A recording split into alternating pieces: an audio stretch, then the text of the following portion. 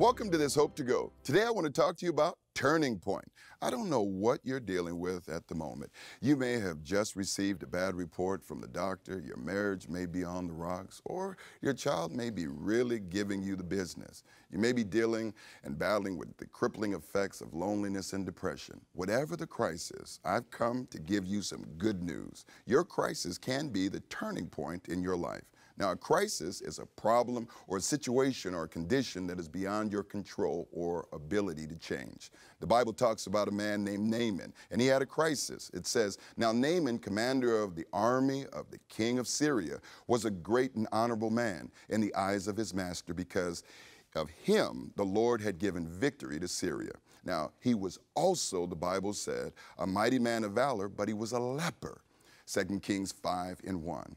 Now, this condition, beyond his ability to change, he could not heal himself. He could not deliver himself.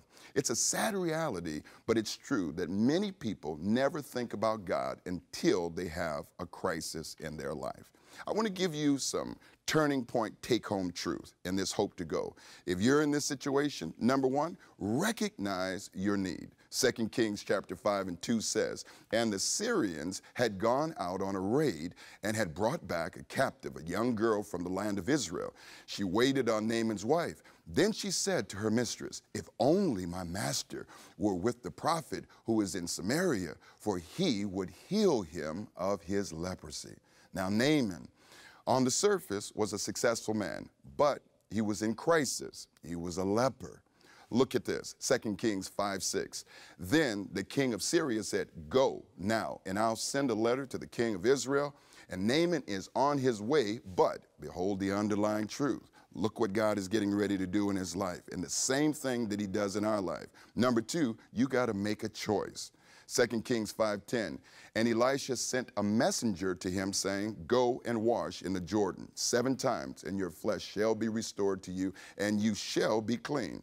Now, your life to date and my life to date is the product of choices that we've made. But one right choice can cancel 1,000 wrong choices and turn your life around. Now, the choice of inviting God into your situation and turning over control of your life to Jesus Christ, that can change everything. Naaman recognized his need, but like so many of us, he wanted to stay in control. But finally, this is the third thing. Conquer your pride. That's your turning point. 2 Kings chapter 5:10 says, Elijah sent a messenger to him saying, go and wash in the Jordan 7 times, and your flesh shall be restored to you, and you shall be clean. Now, Naaman blew a fuse. One of the biggest hindrances to receiving from God is the spirit of pride. Pride will tell you that you're too good for that.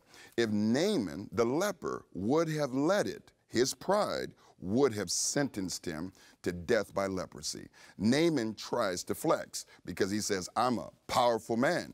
But listen to this, 2 Kings 5:13 says, and his servant came near and spoke to him and said, my father, if the prophet had told you to do something great, would you not have done it? How much more then when he says to go and wash and be clean? Pride will tell you that you can do it yourself. Pride will tell you that your friends are watching, but I dare to believe that you're listening and watching right now because you're past that. This is your turning point. You can call me crazy. It doesn't matter what you say about me. I'm past that now. A little while ago, it would have bothered me. It would have offended me. My pride would have gotten in the way. It probably would have distracted me and gotten me off track, but I'm past that now. This is my turning point. Is that you? Naaman swallowed his pride and does what the prophet says, and let's hear the conclusion. 2 Kings 5:15 says, and Naaman says, indeed, now I know that there is no God in all of the earth except in Israel. For your servant will no longer offer either burnt offering or sacrifice to other gods, but to the Lord.